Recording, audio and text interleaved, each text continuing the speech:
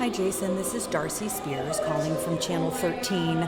I'm standing in the lobby of the NSPCA. Hi John, it's Darcy Spears calling once again from Channel 13. I believe this is at least the third or fourth attempt I've made to reach you. All of the unanswered calls had me wondering what the NSPCA doesn't want to talk about. Turns out, there's a lot. The last thing we want to do is in any way impact the mission to work with, rehabilitate, and save these dogs. But they're creating a situation that makes this place look really shady.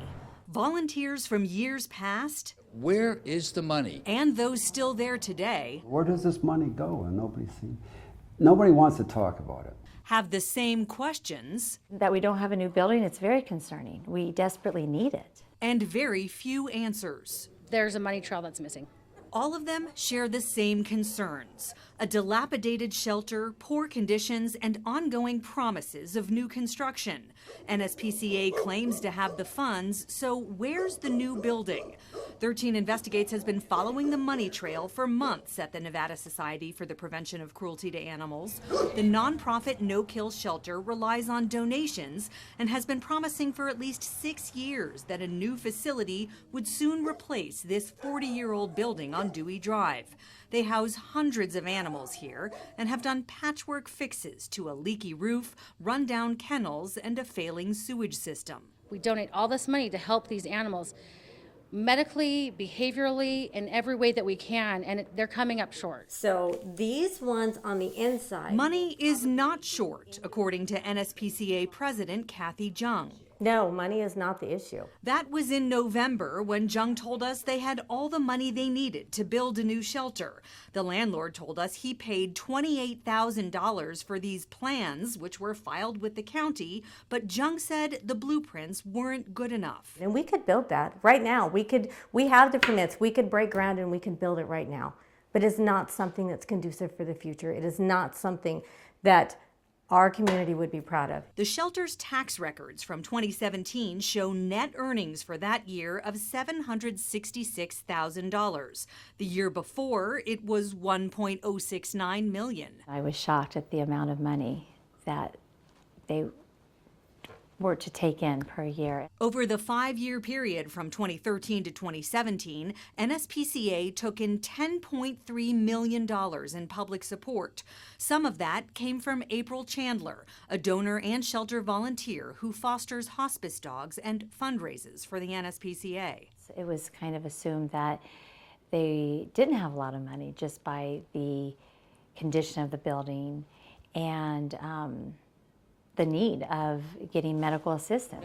Jung has given several reasons as to why the shelter hasn't been built, from architectural design flaws to ongoing negotiations with the landlord.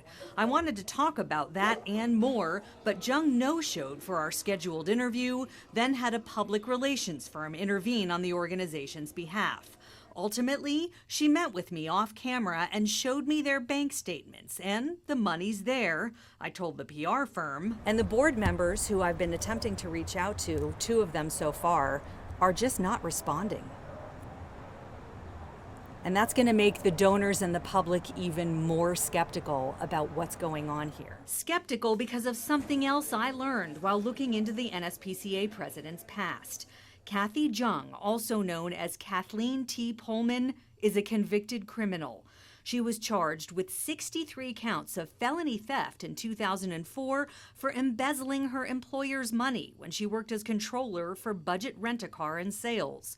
Court records show she converted company checks into cashier's checks to pay personal debts, including loans and credit card bills, even bought herself a car. In 2005, she pleaded guilty in exchange for a suspended jail sentence and probation on a lesser charge.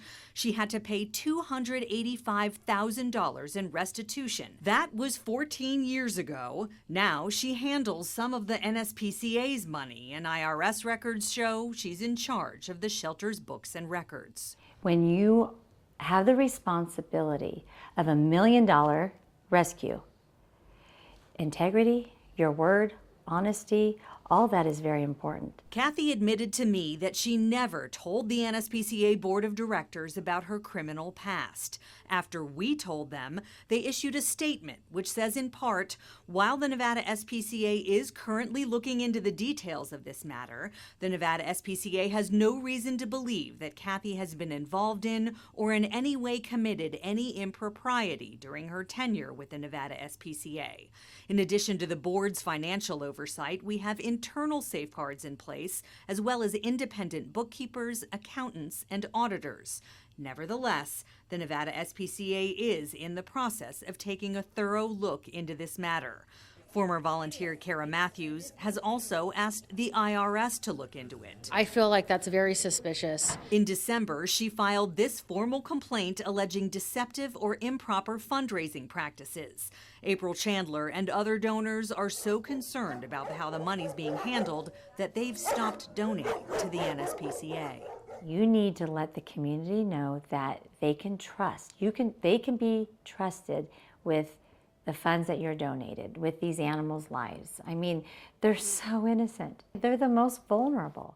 Darcy Spears. You need to have integrity. You need to be transparent. 13 investigates. Massive misuse of money meant for animals, but instead used for personal expenses by Board President Kathy Jung. That's what the Nevada Attorney General is investigating and what those still on the NSPCA board are now scrambling to address after failing to vote her out. When you have the responsibility of $1 million rescue, integrity, your word, honesty, all that is very important. Former donor April Chandler's words are echoed by former NSPCA board member Tina Walls, a local lawyer and donor herself who walked away from the NSPCA last week and filed this public integrity complaint against Kathy Jung and the Nevada Society for the Prevention of Cruelty to Animals. The complaint says the leadership at NSPCA lacks any ability to govern itself and discipline its members for breach of its own policies and public trust. You need to let the community know that they can trust. They can be trusted with the funds that you're donated, with these animals' lives. I mean, they're so innocent. They're the most vulnerable. Absolute lack of transparency by Jung and the remaining board members is at the crux of this complaint. Walls wrote that once she had the chance to review financial books and records, she and others became alarmed at the escalating non-animal related spending. Kathy Jung had an NSPCA debit card and used it to spend more than $148,000 in 2018 alone at places like the PGA Store, Pier 1, Cost Plus, Michael Kors, Ulta, and Skechers, just to name a few. The money came out of the NSPCA's operating account, which requires invoices and approval by 2 signatures, but that did not happen. The complaint says Jung also made ATM withdrawals and got cash back on a number of purchases. She wrote $14,300 in checks from the petty cash account in 2018, all payable to cash and all signed and endorsed by her with no receipts or backup documentation. More than $26,000 was spent in 2018 for meals, travel, and entertainment, an increase of over 3,000% from the previous year. Jung argued there were grants paid to the NSPCA to cover those travel costs and conferences, but there was no proof that grants were received for that. Shelter financial records also prove Jung wrote multiple checks to her boyfriend, Scott Reber, who works at a local car dealership, which the complaint says at a minimum violated internal financial control policies and the NSPCA's conflict of interest policies. In total, Jung's boyfriend received more than $52,000. Almost every check was signed only by Kathy Jung and had no backup invoices. Jung did not disclose those payments to the rest of the board, and it seems no one was paying attention to or controlling what she did. I don't know. I just don't know how she's gotten away with it this long, but, you know, it's just the way it is. I'm hoping all your stories you'll delve into enough information where they can get rid of her, because they need somebody to run that place. Former donor Darlene Lindes stopped giving the NSPCA money years ago when financial records she requested were not provided. Hundreds of pages of financial documents attached to the complaint detail the questionable spending and show how there was no structure in place to prevent fraud. Even when the entire board was presented with all this, 5 of them voted to allow Kathy Jung to remain on the board. Those 5 are Jason Egan, owner of Fright Dome, who serves as the NSPCA's treasurer, Michelle Wilmoth, who works at a local public relations firm, Melissa Schals, veterinary clinic manager at College of Southern Nevada, Darla Geary, and Kathy Jung herself. After we told the board they stand accused of breaching their fiduciary duties to the organization, they sent a statement which says they take the allegations very seriously. They also say Kathy Jung has voluntarily agreed to step down as president and relinquish any financial controls she had. The Nevada SPCA is conducting a full investigation with an independent auditor and conducting a full investigation of our accounting practices. Kathy Jung's attorney also sent a statement calling the board members who filed the complaint with the Attorney General disgruntled. He says he believes the allegations are baseless and without merit, and he intends to vigorously defend Ms. Jung. Darcy Spears, 13 investigates. NSPCA board president Kathy Jung is out, off the board and out of the organization she's been the face of for nearly a decade, and she's not the only one. The NSPCA's entire board of directors voted unanimously Thursday night to appoint Humane Network as trustee to create an entirely new board and hire a new executive director. The board then resigned and gave up any role in management and oversight of the shelter. This comes on the heels of 5 board members walking out after the other 5 refused to remove Jung, that amid mounting evidence of financial malfeasance. One of the board members who quit then presented the evidence to the Attorney General, prompting the state's investigation into suspicious spending of donors' money. The shelter has cut ties with Kathy Jung, and the Humane Network says they currently have no contact with her. All of this started with my investigation back in November. We exposed dilapidated conditions at the shelter, including sewage hoses running through kennels into open troughs, as well as unfulfilled promises of a new building. All the while, board president Kathy Jung was spending money, but not on the animals.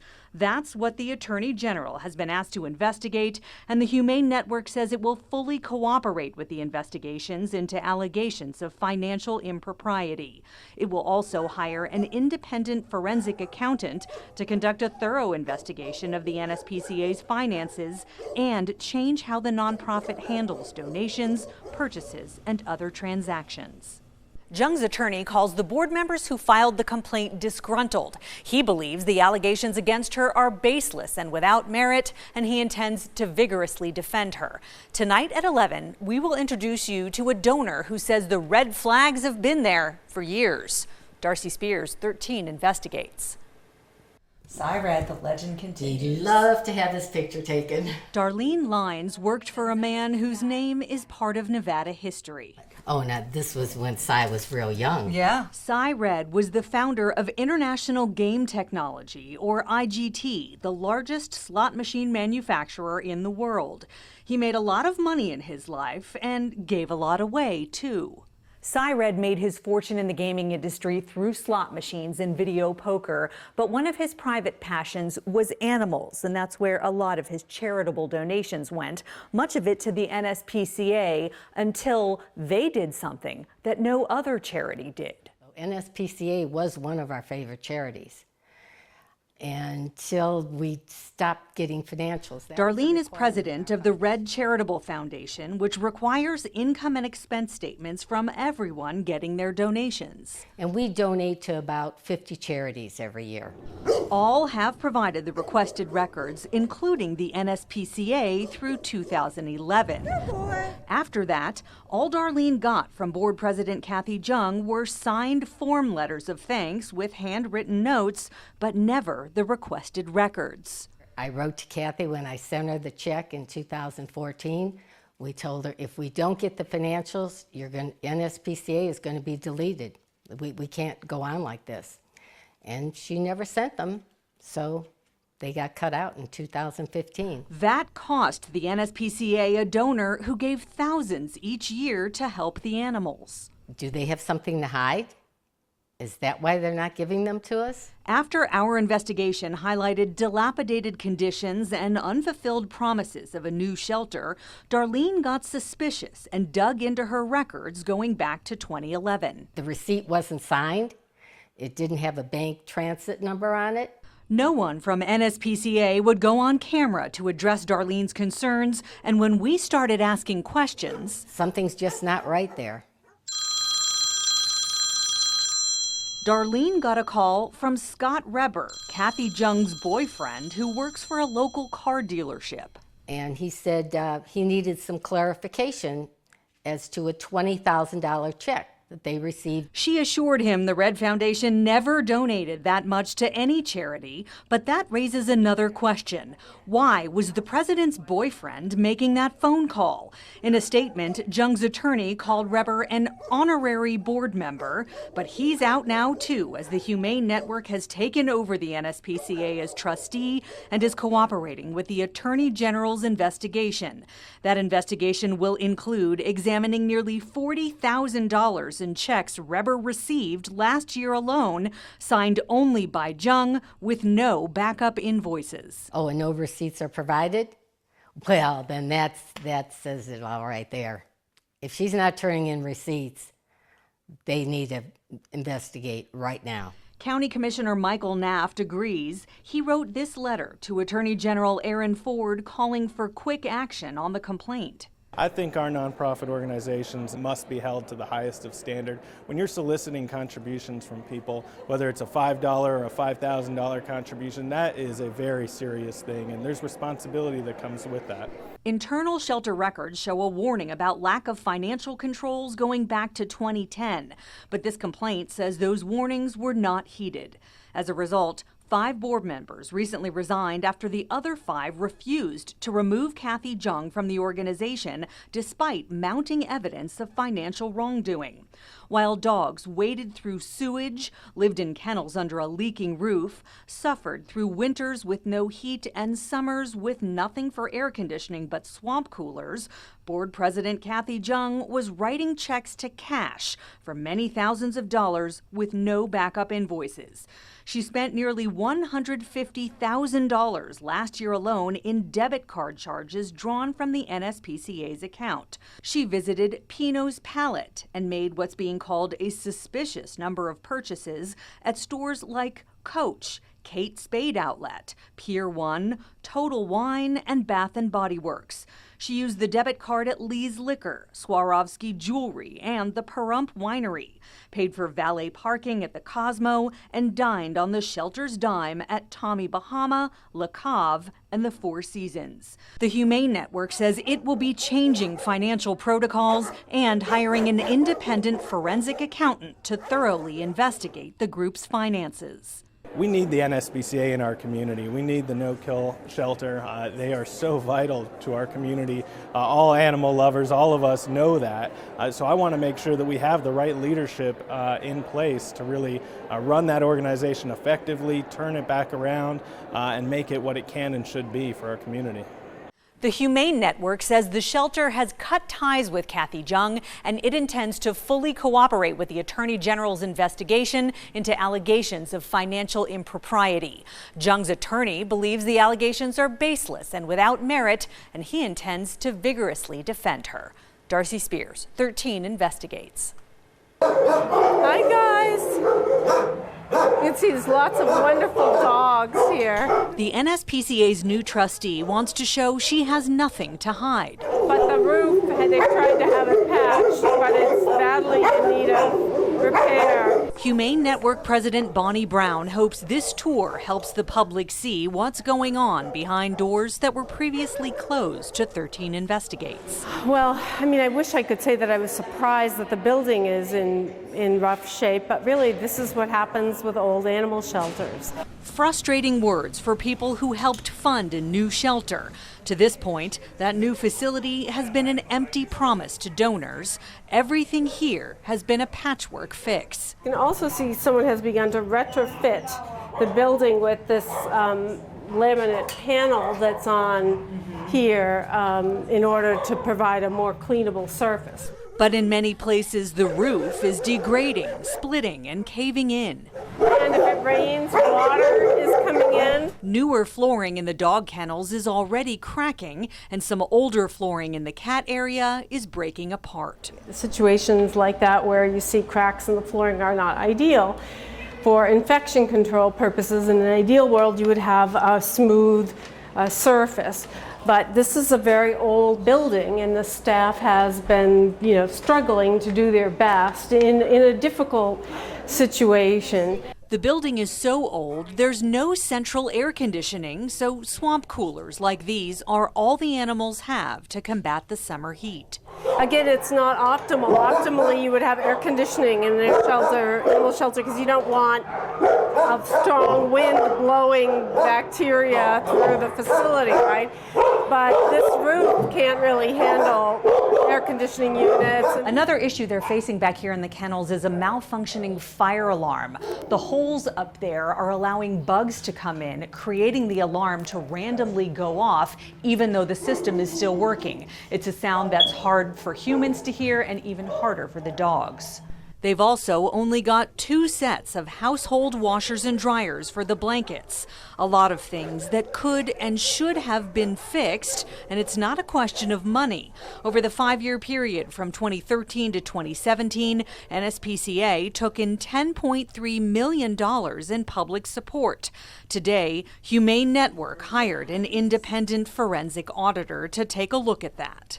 And they will be reviewing all of the books so we can find out what has transpired. The Attorney General is also investigating a complaint against former board president Kathy Jung, who's suspected of misusing funds meant for animal care. She and the rest of the former board resigned earlier this month. Now, staff members are picking up the pieces. A lot of the staff care very deeply for the animals and are very worried about the animals. Former volunteers are still trying to track down one of the shelter's longest residents. Even Executive Director Ebony Kuiper says she doesn't know what happened to Lexi after she was sent to an outside vet months ago. The shelter needs a lot of work, and it's not equipped to be an animal sanctuary where animals would spend a long period of time. So we will be going over each of the animals in the facility and making a plan for each of them. Humane Network is also planning a more active adoption program for the many bunnies the shelter has taken in, and working fast to hire a new executive director and recruit new board members. We also need the community to begin to trust the organization again. I'm convinced that it plays a crucial role in life-saving in this community, and that it can play an even more crucial role in the future. If you'd like to help with donations, repair work, or you're interested in serving on the board, we've got all the information you need on our website at ktnv.com. Darcy Spears, 13 Investigates. Lily has been confined to a kennel at the Nevada Nspca for a year and a half. Lafayette has been in this dark, dank run for nearly 2 years. These kennels are small by today's standards and run down and not very humane. Humane Network President Bonnie Brown says former Nspca President Kathy Jung and her administration would purposely pull unadoptable dogs from places like the Animal Foundation, dogs that had badly injured people and pets. Brown says Nspca did not provide proper evaluation, rehabilitation, or veterinary care to the dogs.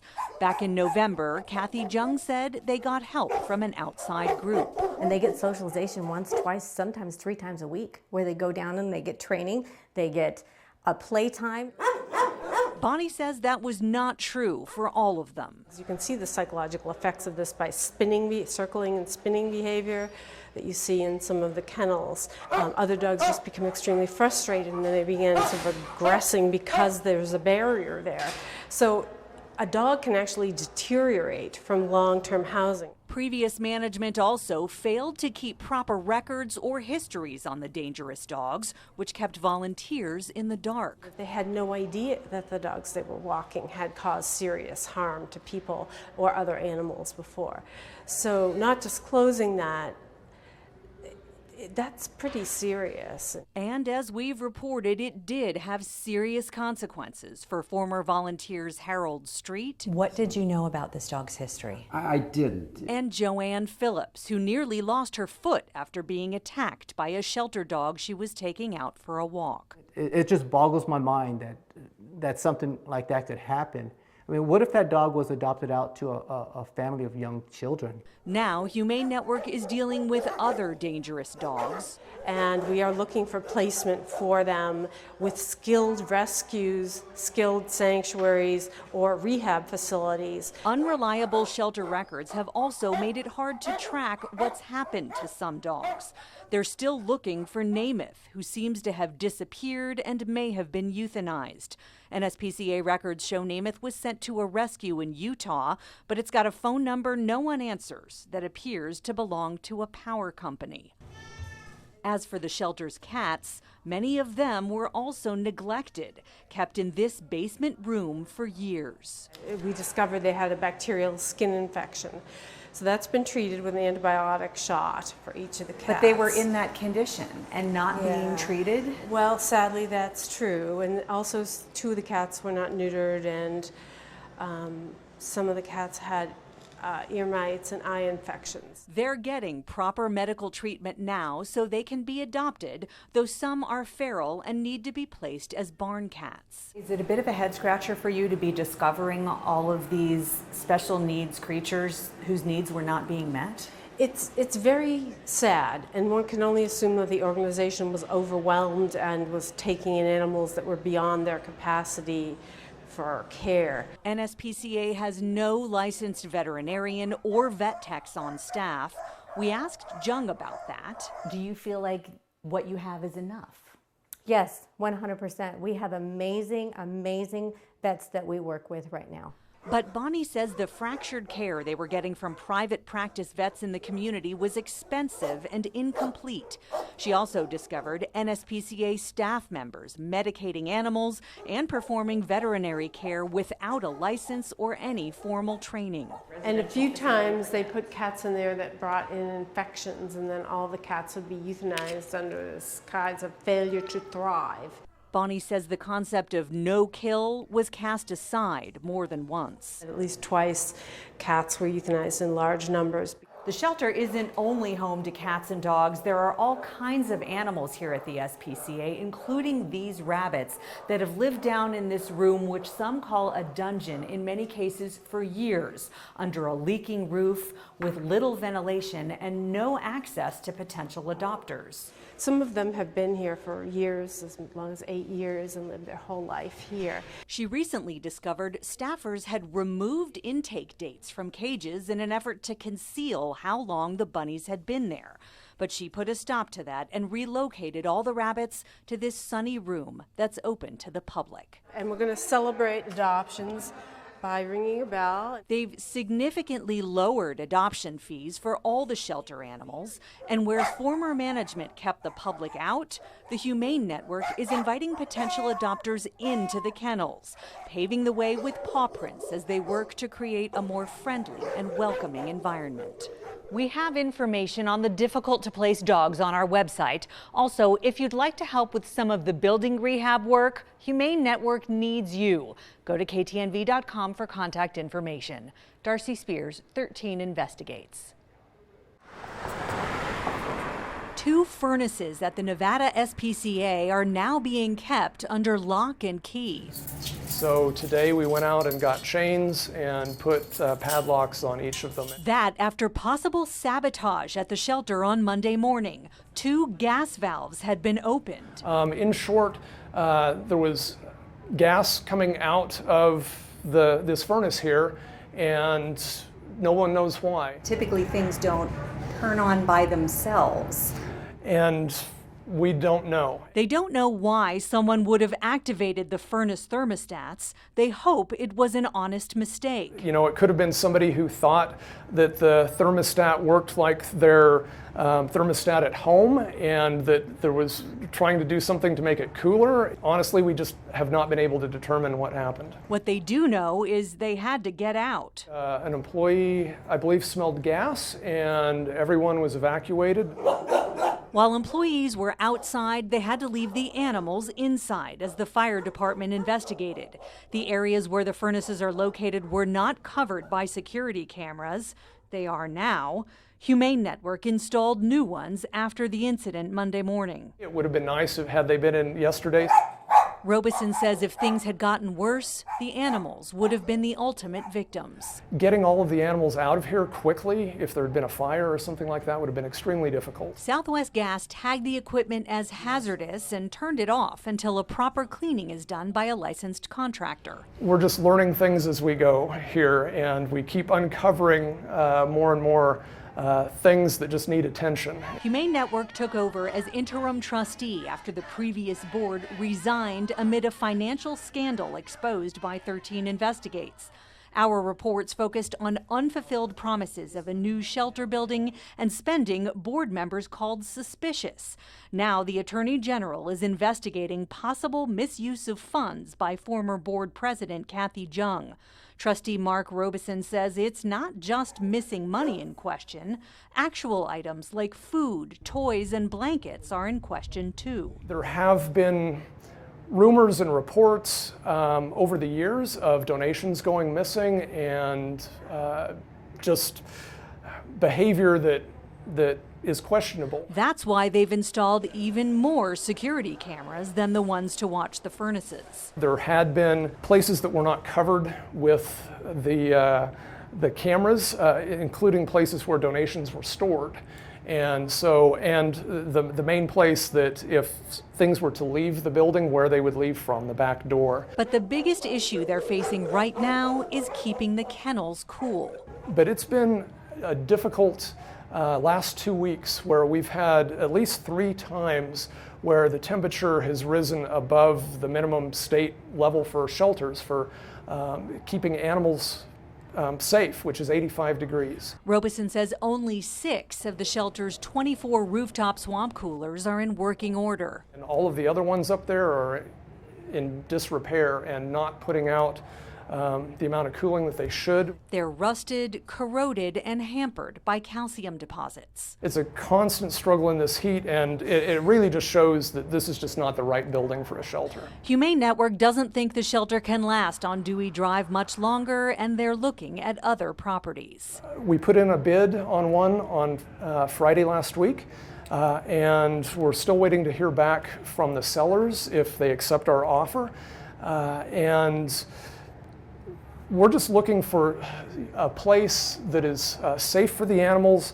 Former Nspca President Kathy Jung declined an interview about past maintenance issues, but a public relations firm hired by her lawyer says she believed staff members were properly handling facility maintenance. She says day-to-day maintenance operations were not her responsibility. Darcy Spears, 13 Investigates.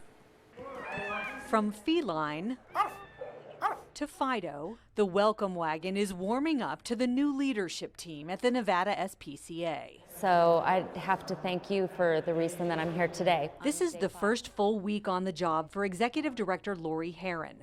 While living in California, she heard from Las Vegas friends about our 13 investigation into allegations of financial wrongdoing, mismanagement, and poor conditions at Nevada's 3rd largest animal shelter.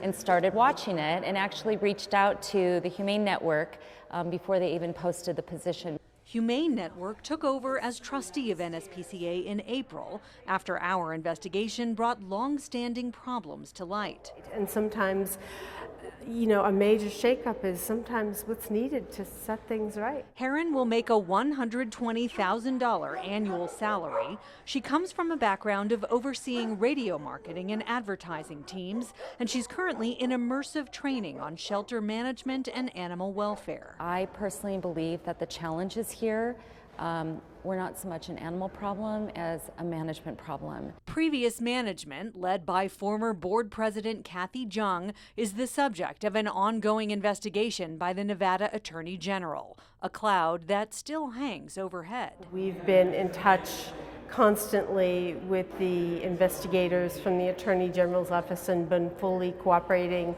and it's my understanding that the organization intends to continue. It's really in everyone's best interest to get to the bottom of everything. Humane Network also hired an outside firm to conduct a forensic audit.